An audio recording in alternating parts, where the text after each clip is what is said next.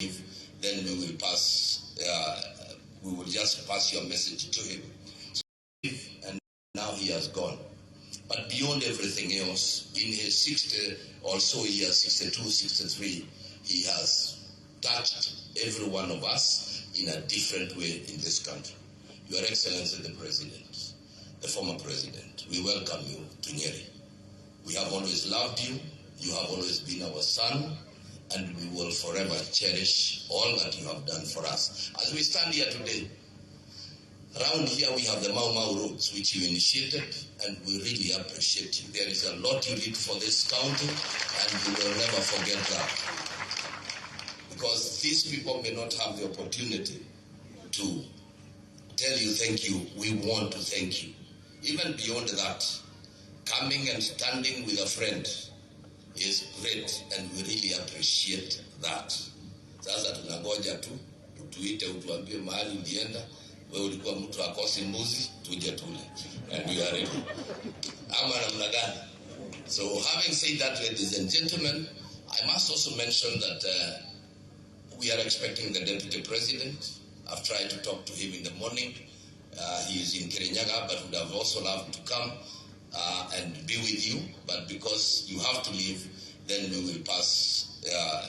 We will just pass your message to him. So, ladies and gentlemen, Wakenya wapendwa, ningetaka tuchukue nafasi hii kwa heshima na taadhima kubwa sasa.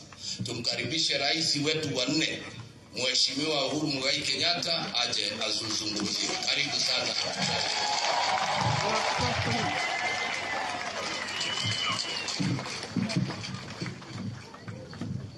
Asanteni sana, nawashukuru. Nashukuru sana.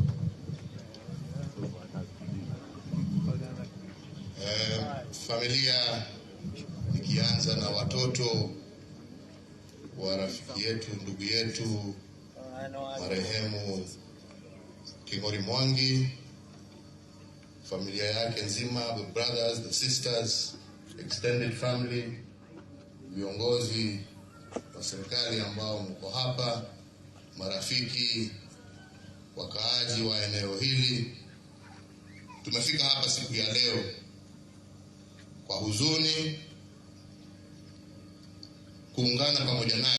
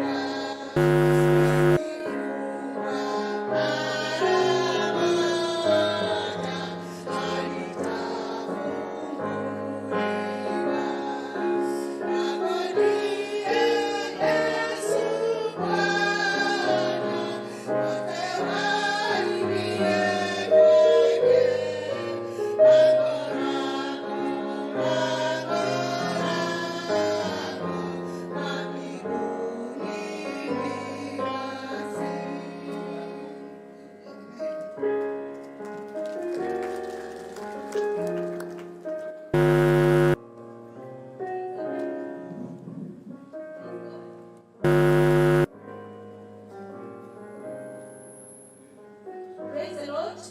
Amen. We are somewhere now for Gachagua, the state MC, to take us through the next part of the program.